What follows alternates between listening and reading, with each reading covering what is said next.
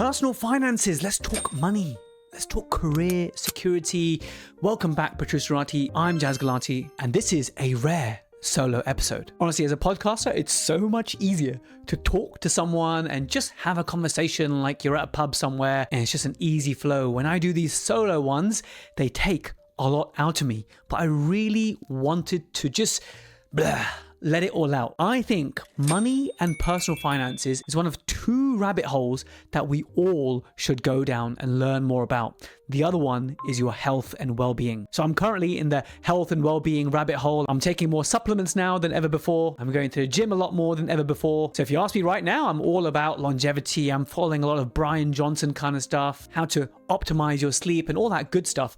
But some years ago, I went down the rabbit hole of money and personal finances, and I think it's one that we all ought to go down. Now, in this episode, I'm going to share my values when it comes to money, my own beliefs and perspectives when it comes to financial security and money, and how I think it applies to dentists. So if you've already done your research and you know about money and investing and ISAs and Roth IRAs and stocks and shares and that kind of stuff, then great. A lot of this stuff is just making it applicable to dentists and hopefully a lot of validation. And of course, it may be that we have different opinions. I'm fairly risk averse. But it may be that you've never really read anything about money and personal finances before. And so this will be quite educational for you. But I have to say that everything I'm saying today is not financial advice, guys. I am just a dentist who went down a rabbit hole, essentially about saving money, the power of compound interest, projecting how much money you need to actually retire, and something called your rich life, which I will talk a lot about towards the end of the podcast. So I'm going to take you on a little journey. I will be talking a lot about my past, because learning about my past will give you an idea about my money mindset, especially early on in my career, and what I think is an achievable goal for most dentists. I will give you a summary of what I've learned from going down this rabbit hole, reading lots of books, listening to some podcasts, although mostly actually books and audiobooks, and how I currently think about personal finances. And with time and the season of life I'm in now, I've got 2 young boys, it might be very different to how I think in 10 years time. And also, if I go back 10 years ago, I was thinking differently, because 10 years ago, I was in a new grad salary in the UK, which isn't very much. And I'm in a different position now, but with more liabilities, and I'll be in a different position in 10 years. So all these perspectives and beliefs I've gathered, they change over time because you change. So first question, why am I talking about money and personal finances on a dental podcast? Well, we're a podcast, but we're also a community. We're a community of the nicest and geekiest dentists in the world. I am, of course, talking about Protrusive Guidance, our own network. At the time of publishing this, we've got over 6,000 dentists all over the world. And we don't make it easy to join the network because we need you to verify that you're a dentist. And so a lot of people get put off by that and they don't want to join, and I get that. But we're still growing faster than ever, and I still love that the feel and the vibe of our little community is so pleasant. We welcome questions. There's no such thing as a stupid question. One of our core values is kindness. And so it's like the complete opposite of the experience you usually get on Facebook. And so on the community that we've built this year, we've decided to make it even more awesome and purposeful.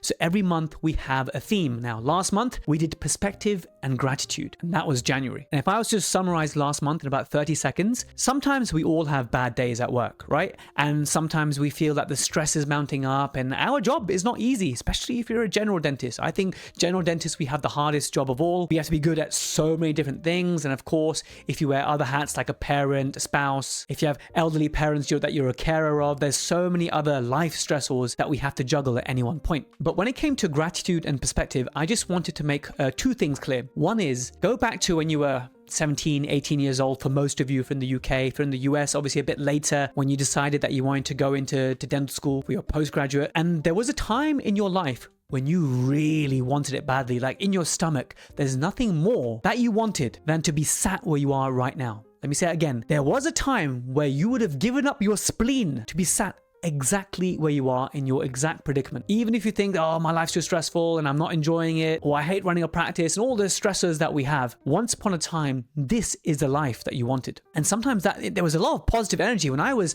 17, 18, man, I really wanted to be in dentistry. I really, really, really badly wanted to be a dentist. And so sometimes when I have a bad day, I think to myself, you know what? There was once upon a time that teenage Jazz would absolutely do anything to be here right now. And practice gratefulness. Be grateful that you are here, that you made it, and you came through so many obstacles, and you will continue to jump more obstacles. So sometimes feeding off that old energy you had is really powerful. And the second thing I just want to mention on perspective and gratitude is the following quote, which I think is so powerful. Real luxury in life is when you don't have to deal with the police, lawyers, hospitals, or doctors. You just go to work, come home, cook some good food, spend some time with your family, and sleep peacefully. And I think that is so true. I think social media shows this perfect life that everyone's living, and we often take for granted that special, quiet life that we have right now, especially if you're fortunate enough not to be in those scenarios. If you don't have lawyers, if you don't have hospitals in your life, you are rich, my friend, beyond belief. And it's important to keep that mindset and be grateful. So that was a quick little summary of what I talked about last month.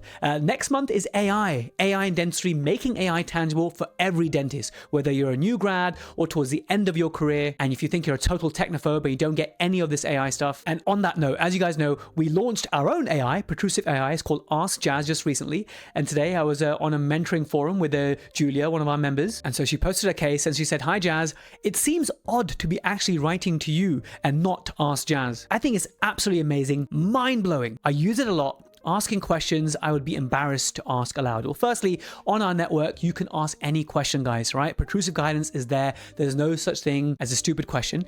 However, we see the questions coming in, the queries that we answer on Ask Jazz every day, and it's amazing. So for those of you who don't know, Ask Jazz is our AI, and it's basically built on all the podcasts we've ever done. Everything I've ever taught, everything I've spoken and it's been recorded has been transcribed, and we've got about 8 to 9 million words at the moment making up our AI. And like between now and June, we're really making it a conscious effort to make this what I already think is incredible AI, but I want this to be the go-to resource by June 2026, like superseding ChatGPT by 1,000,000 times, because ChatGPT will scrape from articles online and Reddit and stuff, whereas this is just the Protrusiverse, what we feed it. And what we like to feed it is very carefully selected, science-backed, evidence-based, and experientially based. Because everyone in the community, when there's a really good chat thread going and a good discussion about a case, and I'm like, wow, this is epic information. It's so difficult to find this good information about this specific scenario. Like, how do you remove a reservoir and bridge? That was one from today. And so all the answers that were gathered, we upload them to Ask Jazz. And so if next time someone asks what's the best way to remove a reservoir and bridge, not only do you have the resource of every single episode ever and, RBB Masterclass, our course, but now from the community, what's worked for practitioners all over the world. So I'll talk more about that as well next month. So AI is next month's theme, but back to this month, we're talking about personal finances, that really important rabbit hole I think everyone should go down. Some of the most insightful information I found from our community is how we answer the polls. We have like weekly polls. Quite often we have 2 or 3 polls a week, and they've been so rich in insight. Now, I remember a time clinically, I posted a scenario about how would you restore this tooth or something, and the range of answers were amazing. Like some people would extract, a quarter of people would restore the crown, a quarter of people would do a post-core. Like it was all over the place. But it was beautiful, because what it proved is, let's not look at the fact that we'd all do it differently, is that no matter if you do it differently, there's someone else who's doing it the same way as you. And a lot of these are gray areas and there are no right answers. Now, this poll was really insightful on personal finances. I asked, as an earning dentist, are you living paycheck to paycheck, or do you end up with savings at the end of the month? And guys, you would not believe it. Well, maybe you would. Okay, so what percentage do you think, like in life, in the world? Now, forget dentistry for a moment. Let's talk about everyone globally, the data we have, right? In 2025 to 2026, over half of workers globally and in the US live paycheck to paycheck, right? So if they literally lost their job, then how will they pay for their mortgage? How will they pay for anything? Like they don't have a buffer. They don't have significant savings because they need that monthly income to sustain their living. It said 49% of UK workers and up to 67% of the Americans are struggling to make ends meet. And it says 72% of Gen Z and 65% of millennials particularly being impacted. That's sad. That's really messed up. But tell you what's messed up. As dentists, we are generally higher earners, right? I mean, no matter what country you're in, compared to the average income in your country, a dentist would earn more than most other professions. So our community on Protrusive Guidance of dentists says 45% of you were living paycheck to paycheck. You spend what you earn at the end of every month. And very often on these Facebook groups, I see dentists posting that, I've been stupid and I accidentally spent this money and I knew I was supposed to save a third for tax, and now I have to pay tax next week and I don't have any money to pay it. I need 30, 40 grand to pay my tax bill. I've seen these posts before. So if you've seen them and someone's had the courage to post that, then behind the scenes, there's a lot more happening. So why is that happening? Why is it that as high earners, 45% of us as a snapshot, right, of our community, but let's extrapolate that, 45% of us are living paycheck to paycheck and not being able to save? And I would love to have some data on what percentage are new grads, which I understand. When I was a new grad, I was definitely living paycheck to paycheck. London's not cheap. Now, but here's the thing. I was still investing massively, huge. I was investing 50 to 60% of my monthly salary. Let me tell you how. I was living with my parents. I'll tell you about my living arrangement a little bit more in a minute. And therefore, supposedly saving a lot of money, but I was spending so much on me. I was investing in myself, i.e. the first paycheck I got, I spent 60% of it on my first camera. I got the ring flash macro lens body. There's a whole funny story behind that in a different podcast. I got it from Gumtree, secondhand used, and it cost me like £1,300. At that time, it was a big deal for me, huge deal. And so just like that, I was doing so many courses, I was buying new loops, I was just really investing in myself. So for me, was I really living paycheck to paycheck? Because actually I was investing. So I was able to invest in myself. So if you're in a position to have some money to invest, and this could be in just a savings account, this could be in stocks and shares, or this could sometimes be in yourself, depending on what season of life you're in, what skill set you have, and that kind of stuff. Another insightful piece of information I would love to gain from that 45% is, okay, what percentage are associates and what percentage are principals? As an associate, I used to think that, hey, principals are raking it in. They are literally taking, 60% of my pay and they are doing just fine. But actually, the more I learn, the more I spend time with principals, the more I made good friends with principals, the more I understand that actually a lot of associates are far better off financially than principals. I was literally sat next to a principal at the recent event, the Brandon Mack event, the CE I went to on veneers. It was really cool. And this dentist Rahul, lovely guy, turns out we went to the same secondary school together, both Hounslow boys. And he said to me, the check he writes for his associates is bigger than the check he writes to himself every month. And this is not the first time I've heard that. Principals tell me that quite often. Now, pros and cons, right? It's stressful to run a business. There's lots of overheads. All the costs from PPE to staffing, annual pay rises, etc., have gone much higher. And so the principals are feeling it. Practices are feeling it. But the plus side of all that is that you get to run the show that you want to. You get to be the boss. And if you play your cards right and build nice systems and build a recurring stream of patients and revenue for the practice, then that could be your retirement. That could be your exit plan. I know plenty of principals in their 50s who sold to a corporate and now they're smiling because a lot of their financial issues have gone. That was their big exit. And so you have that benefit, which you don't as an associate. You're not building something, at least not through the practice. But I just wanted to mention that because the whole thing about associates and principals overall, when you look at the data, when you look at the accountant's data, when you look at the NASDAQ data, on average, principals will earn way much more than associates. But it's not true for everyone. And for a lot of associates, they will do better than their principal. And a lot of principals have told me that. So regardless of associate or principal, why are so many dentists living paycheck to paycheck? Well, I think part of it is you have this status, you're a dentist, and therefore you have high income. You also have high taxes. In most countries, taxes are very high. In the UK especially, yep, super high. And so yes, whilst you're earning more, there's this kind of famous quote that you work from January to April just to pay your taxes kind of thing, right? And the rule of thumb we have in the UK at least is that you should save a third of your income to pay tax. So whilst we're high earners, we also pay a lot of tax. Now, being in that higher earner kind of status, then a lot of us who become parents might send our children to private schools and they are really expensive. And of course, we want to go on holidays. You want to go on nice holidays because we're dentists, right? And so you end up going on holidays on the most expensive time of year, which is when the other schools are off as well. And you choose nice holidays in nice resorts because you're a dentist, you deserve it. And so high earnings, high tax, school fees, keeping up with the Joneses, driving that nice car, etc., etc. These are all reasons why, despite being well paid, a dentist may feel that they're living paycheck to paycheck. Now, all this while, for example, a principal might be living paycheck to paycheck, but building the value and goodwill of their practice. So that once their kids are a bit older and the kids have been funded to university or college, and now that expense is gone, then they have a bit more breathing room, and suddenly there's a practice sale around the corner, and now it's off to the Bahamas. I'm not sure if that's actually how it works, but in my associate mind, that could be a business model of a principal. But one thing for sure is that we all can be guilty of this, and this is lifestyle creep. A lifestyle creep is as your income goes up, your spending also goes up to match it. Like you earn a bit more, you've been in the game for a few years, and now you might buy that BMW, and then kids come along and you think, okay, we need to upgrade our house, and then you might really stretch to buy the biggest house you can afford. So rather than buying a modest house that will make you comfortable, we like to think, okay, let me buy the biggest house that we can potentially get a mortgage on. And now your mortgage bill is really high every month. And so there we are, there's no saving. And I haven't even mentioned about the costs of indemnity and GDC or your APRA or whatever. So there are a lot of costs in just associated with being a dentist. So lifestyle creep is a real thing, and something that I think you should, introspectively look at. Look in the mirror and think, has lifestyle creep affected me? Now, a little bit I understand, because you need to enjoy your life as well. And we'll come on to that. There's something about living your rich life. Once again, I've teased it again. I'll come to that. And we need to have fun and be able to spend our hard-earned money. But I always say be very careful with lifestyle creep, because it goes against one of the philosophies that I will talk about shortly, which is just maximizing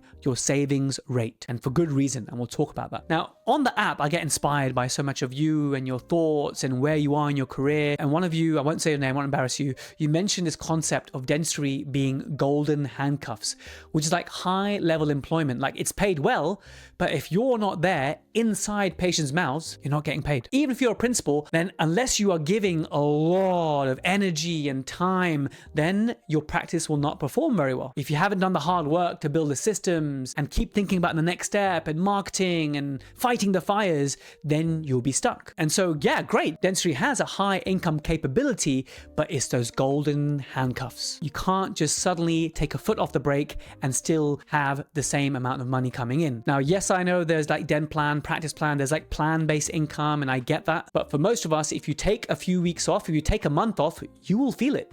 You will feel it in your income big time. And so we have to physically be present and give ourselves and our energy and our time to be able to bring the production. And that is a form of high level employment. It's kind of seen as a trap. We are not free, my friends. We are trapped. It's not the worst trap in the world, but we are trapped. So I will now share some of my beliefs on how to break free from this trap. And to understand my money beliefs, you kind of need to go back in time with me. So I'll spend just a couple of minutes for those of you that don't know. I came to England as a 6-year-old as a refugee.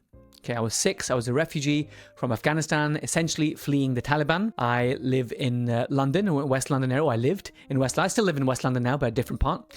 But the key thing is we didn't have much money, and I was living in what we call social housing or affordable housing or government subsidized housing. So this was like a tiny apartment. It was 2 bedrooms. And so once my sister was born as well, it was me, my sister, and my parents living in this 2-bedroom apartment. And this wasn't just for like 2 years, right up until I went to uni, and then right up until I was a year after. So now I was a dentist. When I came back home to live with my parents after going to uni in Sheffield, I was living in this tiny apartment. I remember how embarrassed I was at school. I wouldn't dare invite anyone to my home because I'd been to my friends' houses and they lived in proper houses, nice houses. And I lived in this little dingy flat in this slightly dodgy area. And I think I was like 16 before I ever allowed a friend to come to my place. When my dad first came to the country, he was driving a cab or a taxi, and he would come home very late at night. And so a small kid looking at my dad, he's like, okay, he's working really hard. He'd not be around very much in the evenings. In fact, he'd come home at 10 p.m. And so that was after my bedtime. So what that was teaching me as a kid is it's okay to sacrifice family time for work. And that's what kind of maybe was subconsciously I was learning as a child. We didn't have much money, so I did think about money a lot as a kid, as a teenager,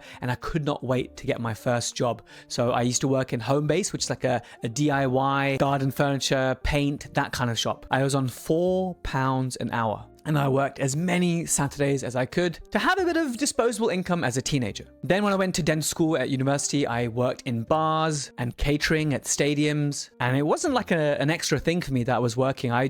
From 16 I was working, and so I was working. Working part-time employment was just a part of me. I just needed it. I knew that I needed the money so that I could afford to have a nice student experience and be able to go out and have fun, which we did a lot of, but I needed my jobs to help me fund that. Now here's an embarrassing story. When my wife was not my wife and she was my girlfriend, I remember meeting her for a coffee in the Costa, and I got there like 10-15 minutes before, and I'm forever, even to this day, now that I'm married, I'm always getting ready 15 minutes before my wife. There's always two in a relationship, one who's like always on time early and one that's always late, and you know who's who now. But anyway, I bought my drink, probably a black Americano, and I knew Sim's order. I knew what she usually orders, but I hesitated. I didn't buy it that day, and I was just sat there waiting for her with my drink. And when she came into the cafe, she was like, hey, where's my drink? And I was thinking, gosh, yes, where is her drink? Why didn't I buy her a drink? Well, truth is, I didn't have enough money. I was really low on funds. And I kind of had to have that conversation with her then. And bless her, she stuck by me. She supported me, stuck by me. And so I knew from that day that she was a keeper. So the reason I told you these stories is just to give you some context on where I come from and how that may have shaped some of my thinking about money. But I was really influenced by a lot of things I was reading. So I think in about fourth year of dental school, I read my first ever finance book, if you like. And I think this is like the gateway drug to finance books for many people. This was Rich Dad, Poor Dad by Robert Kiyosaki. It taught me about assets versus liability. And if you haven't read this book, it is one of the classics. So I think I was like 21, 22 and I was reading this over the summer holidays. And that book really opened my eyes. It just made these little things. It taught me a lot about me and my family and how in the book, there's my rich dad and my poor dad. Well, one of them is actually his dad. And the other one's like, I think it was a dad of his friends. And he looked at their two lives. And with his dad at the dinner table, talking about money was frowned upon. It was like a taboo subject. Whereas with the rich dad and his family, they talked about money openly. They talked about business ideas and ventures and investment and that kind of stuff. And I guess years later, revisiting these concepts for this episode, we dentists are what Robert Kiyosaki would describe as highly educated but financially undertrained. Let me say again, we're highly educated and most of us are happy to admit and honest enough to admit that we're financially undertrained. And so once again, I'm no guru, but I'm just going to break down a few things from Rich Dad, Poor Dad applied to dentistry. Number one, it was mostly like it wasn't like an investing book. It wasn't even like a very technical book. It was a mindset book. And essentially, there's assets and there's liabilities. Assets put money in your pocket and liabilities take money out of your pocket. So let's make this really tangible, right? For dentists, we may wish to max out and get the most expensive house we can afford. So whatever the bank will loan you, you'll really stretch it out so that you can have that nice dentist house. But now your monthly outgoing on the mortgage is going to be huge. And we know that a lot of people view their home, their family home, as an asset. But I think you would argue it's more of a liability. It takes money out of your pocket. Only when you sell it on maybe years, decades later, can it give you money in your pocket. But having that big house and really stretching your affordability is actually seen as a liability. Having a luxury car, watches, an even bigger practice loan. Again, we think practice loan is a good type of debt. But again, it's taking money out of our pocket month by month. They feel like success, but they are liabilities dressed as status. So I'm just going to read out some assets that might apply to a dentist. Hello, YouTube Protrusive. I know you're watching on YouTube and I hope you're enjoying this episode so far. But I wanted to highlight, in case you don't know yet, we have an amazing viewing experience on protrusive.app, our website, our network, our platform. So I just want to spend a minute to show you what this looks like. On the left side, you see the navigation, and when you join the app, you get a 1-minute video tour of the entire network. Now, in terms of where the magic happens, that's in the Protrusive community, because you might come for the content, but you'll stay for the community of the nicest and geekiest dentists in the world. We have all these polls, we have a chat group, there's always active chats and dentists helping dentists. And really what I want to do is create a really supportive environment that's not like the environment we have on Facebook, and it's built on the values of niceness and geekiness. If you are nice and geeky, you belong here. Now, to make this a safe space, we have a manual process of approval. We actually verify that you are a dental professional before you get in here. So we have hundreds of applicants a day. So if it's been about 2 days and you haven't heard anything, either something's in your junk or you need to reach out. If you're still waiting to join your tribe, email marie@protrusive.co.uk. That's MARI@protrusive.co.uk, and she'll investigate what's happened. Now, all the videos you have on YouTube are also on here, but you actually have some extra ones for free that you don't have on YouTube. So you get some bonus content that's not on YouTube. And actually for the future, I'm not taking things out of YouTube, but some things are not appropriate for the wider public. And I want to sort of safeguard that information, which is like dentist talk, if you like. So that's why a lot of the content is only here and not on YouTube. So you're kind of missing out if you're not on here. That's why I'd love for you to join there. And if you join one of our paid plans, then what you get is access to the CE quiz, like this one, and you can get CPD or CE certificates. And also you get our premium notes. So these are a great aid memoir or revision for an episode to really cement your learning. And whilst we have ads and YouTube places ads on YouTube, we don't have that on our network. So for the paid plan, you get to see all of the premium notes without any of the ads. And of course, you get to support Team Protrusive and help us to continue what we're doing. I'm just going to gloss over the Protrusive Vault, which has all our infographics and downloadables. These are all our masterclasses at this moment in time, and we're always planning to add more. And if you look at them, there's about 1, 2, 3, it's about 7 of them. But actually, if you look at the replay section, some of the live masterclasses that I've done and some of the training that people pay for on other websites is all on there, included as part of the masterclass subscription. And if you're a student, don't fear, we have a special section for you with all the student notes, which anyone can access. So for example, here is one on exodontia. So it's all there waiting for you on Protrusive Guidance. Please head over to the website, which is protrusive.app. Make an account on your browser. This could be Safari, Chrome, however you want to do it. And once you've made your login, then you can download the iOS or Android app and then log in through there. So the reason to make the subscription primarily on the website first is that you get access to a free trial, which you don't get if you make an account on Android, iOS. If you make it on the website, you get access to the free trial and you get our best price if you sign up through protrusive.app. So our best deals and free trials are only on protrusive.app. Of course, we always put the link below in the description. And thank you so much for enjoying our videos on YouTube. But it's now finally time to level up your experience. Back to the episode. So if you have an associate-led practice generating profit without you, that is an asset. Not so easy. My principal friends tell me that is no easy feat. Property is a big one. That's why a lot of people get into property, having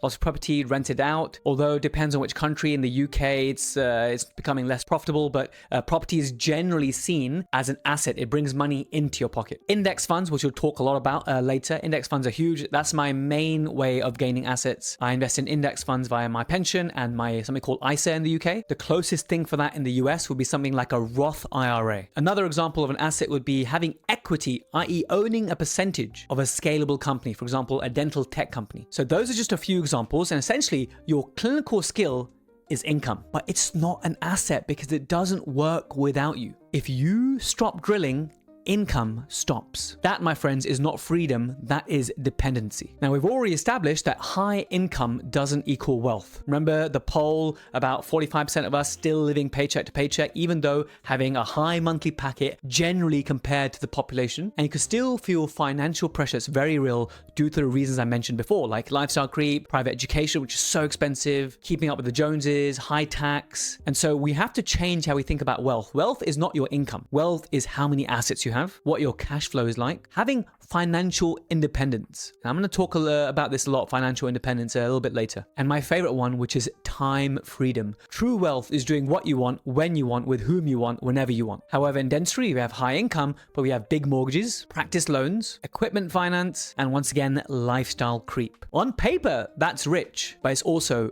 very stressed. And so I'm just going to wrap up Kiyosaki's teaching. Essentially, it's invest first, spend later. And so it's moving away that thinking from earning, spending, and then whatever's left over at the end, investing it and flipping it. And this is something that I actually do. I earn, I invest, and then I spend what's left over. So don't just think about investing any money you have left over at the end of the year. Investment should be a big part of what you do.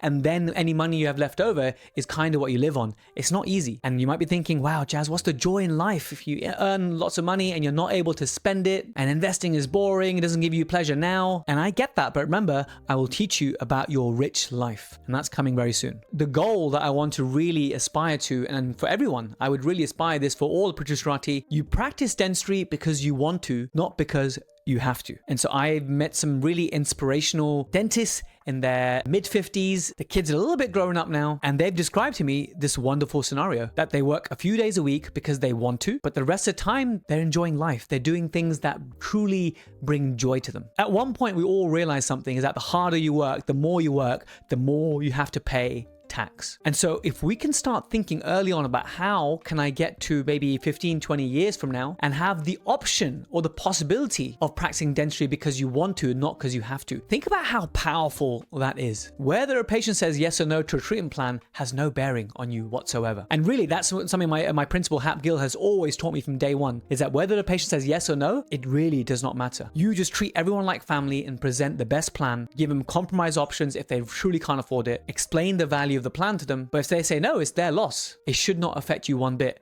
But when I was younger, and I think when you're a new grad and you want to do these fun cases and then make these nice treatment plans, and patients will say no. And then as a new grad, you can feel really dejected. I think you don't have to be a new grad. You can be at any stage of career, and that kind of rejection is not a nice thing. And that may even have financial implications. Someone, your practice manager might go to, oh, production is down. I know my American colleagues, they tell me this, that, oh, you gotta start cutting is something I've heard. Secondhand, a dentist told me that that's what their manager told them in the States. If you want to produce, you got to do the dentistry. And so that kind of ethical pressure to I wouldn't say over-treatment. I don't know anything about these patients. I can't say anything is over-treatment, but it's like this level of desperation of your patients to accept treatment plans because that is tied to your income. That's not a great place to be. So the opposite is you already have assets paying money into your pocket. You're doing dentistry, which is still going to earn you good money, but you're not dependent on your patients saying yes. Can you imagine how much more relaxed you would be and having that heavy weight lifted from your shoulders? That, my friends, is what we should be aspiring to. So 3 reflective questions, my friends. If I stopped working for 6 months, right, think about it. You just stop working for 6 months, what would happen? Number 2 is what assets are currently paying you? Do you have any property? Do you have any rental property paying you every month? Are you investing in index funds, stocks and shares, and over the years you've seen an increase? And are you building income? Or are you building freedom? Which one do you truly want? So I hope you enjoyed that little quick summary of Rich Dad, Poor Dad. And there's other books which I'll talk about in the rest of this episode. So I'm glad I read this book because when I was 1 year qualified, I graduated from Sheffield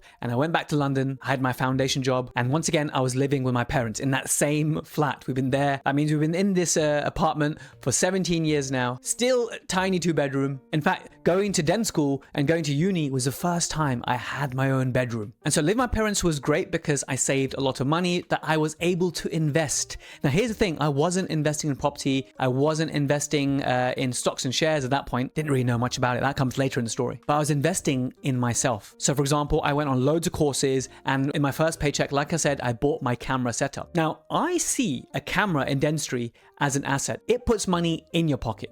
Now, yes, I had that initial outlay of spending that £1,300 or so, which is a huge chunk of my first paycheck, but practicing photography elevated me as a clinician. It helped me to build my portfolio, helped me to eventually get into private practice, and I just wouldn't practice dentistry without it. On the days that I take more photos, they're more joyful. Now, obviously, nowadays I'm more into video over the last 3-4 years, but I'm just stating the obvious for you guys, which you know already if you listen to this podcast, is dental photography is absolutely essential. So I saw that as an asset. I saw the courses I was going on as an asset because they would all increase my scope, increase my skills that would ultimately give me a higher monthly pay. And this happened year on year on year. My monthly pay went up and up and up. I was becoming more skilled. I was becoming more confident. So whilst this time I wasn't investing in external assets, I was investing in myself. And in other niches outside of dentistry, you listen to anyone, you listen to Alex Hormozy, you listen to Gary Vee, etc. They all say the same thing: invest in yourself. And I think that's what they mean when they apply to dentistry, whether it's postgraduate courses, the right equipment like photography, upskilling so you can do more procedures in a better way for your patients. These are all examples of investing in yourself. Because the truth is, at that stage of my career, I really didn't earn enough money to be able to invest in other things. So I think the first 5 years should be all about what can I do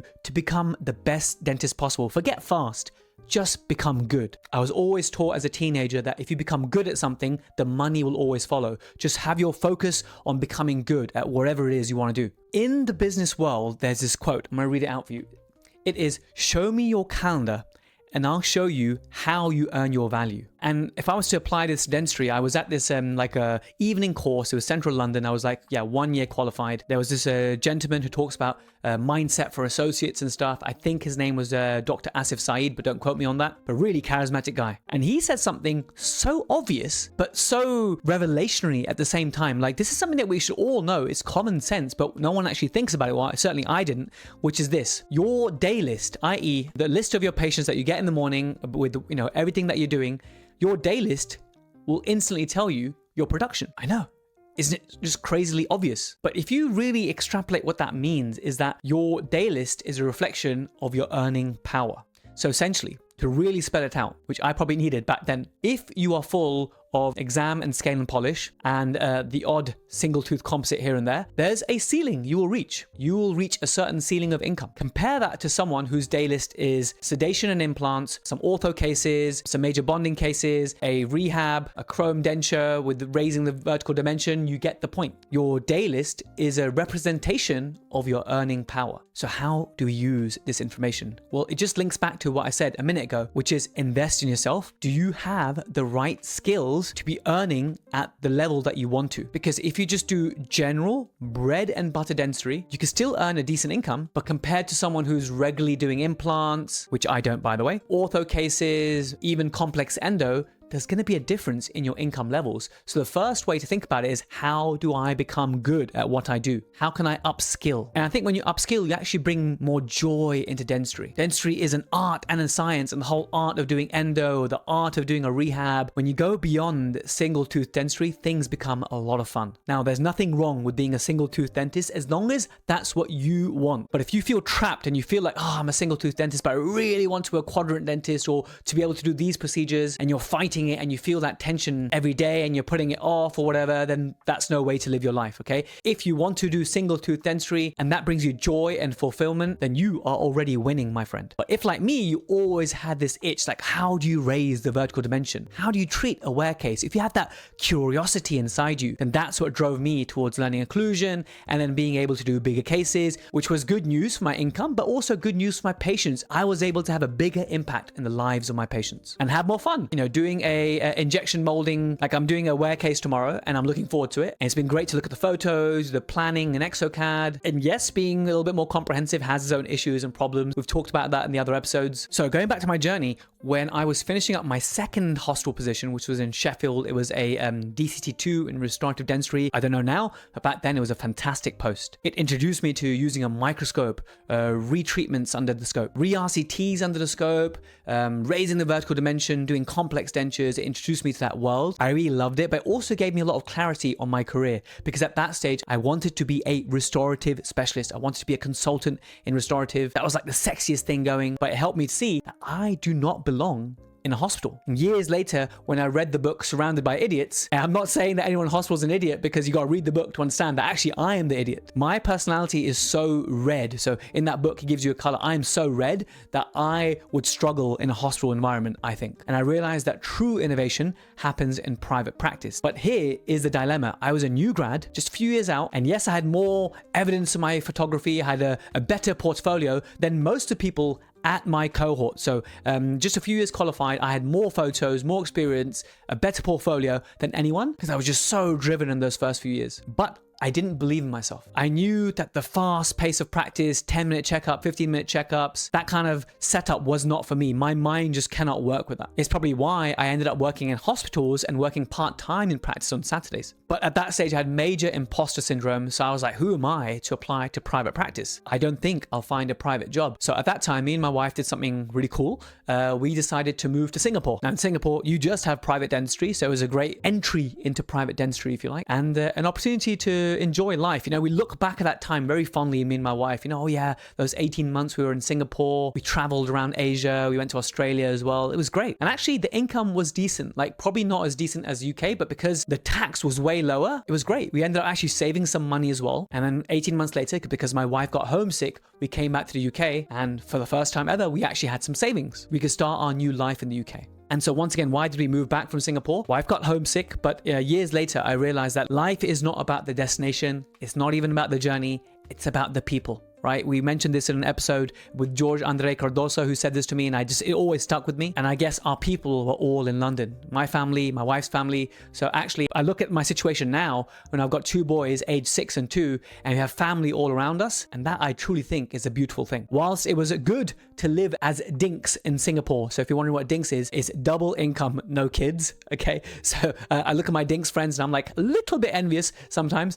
But in our season of life, we are in a very special place. We've got 2 young boys, young family with my parents and my wife's parents near us. Got my sister near me. I've got my brother-in-law near me. So it just puts everything into perspective. I'm glad in the end that we did come back. So when I came back, I had an even better portfolio, and now I had some experience of private dentistry. So I started to apply for private jobs.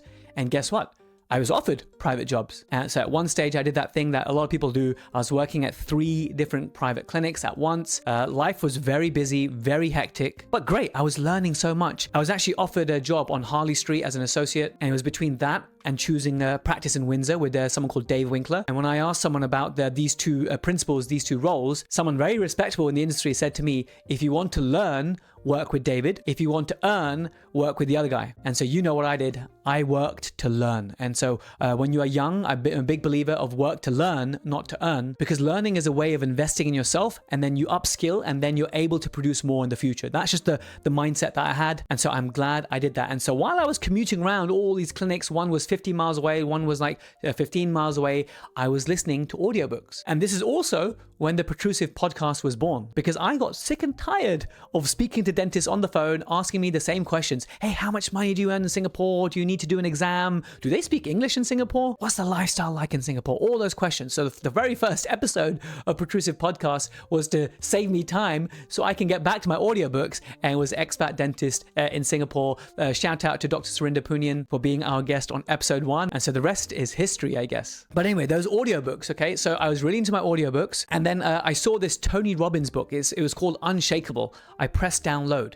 Now, I thought Unshakable was a book about mindset and how to make yourself resilient. I had no idea it was going to be a money book. And I'm so glad this wonderful accident happened, because I listened to the entire book and it was all about index funds. It's all about being financially resilient. It's all about investing smartly and investing for the future. And so that's how I entered that rabbit hole of finances. So those of you who don't know what index funds are, it's like, let's say the S&P 500, which is like the top 500 companies in the US. And imagine you put £1,000 in the S&P 500. And what happens to that £1,000 is that it gets spread out and invested into all those 500 top companies. And so that's a good thing, because if you invest in just one company, like a long time ago, I put some money into Beyond Meat and I lost everything. Like Beyond Meat, I thought this was going to be the future. I put money in Beyond Meat and it went up by 50-60% in like a year, which is amazing. And now it's on like 98%. So I lost pretty much all my money on Beyond Meat. What makes index funds very attractive and a very smart investment is that even if 1 or 2 companies default of the S&P 500, the chances are the others are not. And so the risk is lower than investing in just one company. And so the rewards will not be as crazy high as, you wouldn't get 67% increase in 1 year, but you also wouldn't tank 98% as well in 1 year. So index funds are seen as a very safe thing. So if this is your introduction to index funds, please do your research. I invest in index funds through my ISA and my pension. And so I guess if you're in the US, it would be like a Roth IRA, but I don't know much about that. Remember, this is not financial advice. Now, I'm not going to do a deep dive into Unshakable, essentially just index funds. Okay, look into index funds. But that sent me down a rabbit hole, and I read so many books that year about personal finances. I really learned so much, and I'm so glad that I accidentally found this, because it's had a huge influence on my life. And so if you're on my app, Protrusive Guidance, I've literally given you the top 10 books that have changed my life. Okay, I'm just going to read them out, but I give like a little dentist version of what you can learn from that book in that article on Protrusive Guidance. So yes, Rich Dad Poor Dad was another accident, I guess, when I was a student. Another one is The Simple Path to Wealth by J.L. Collins. Very calm and very boring book, but very effective. Again, it's about spending less than you earn, investing the difference, okay, in low cost index funds. So that's what that's about. Your Money or Your Life, really cool book. In fact, there's a chapter in that book which I just need to now go down this like diversion, right? In this book, there's like hundreds of people in this sports hall or something, and they're sat in rows.